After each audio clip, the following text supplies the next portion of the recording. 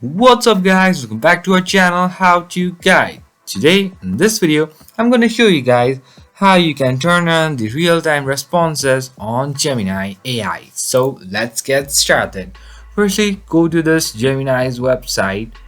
Welcome to Gemini era, and then over here you'll be having the option that say chat with Gemini. Just go over here and then it will redirect you to the Gemini AI platform like this. So here you want to, let's say, enable or turn on the real-time responses. So what you're going to do is on your left hand side you'll be having this menus.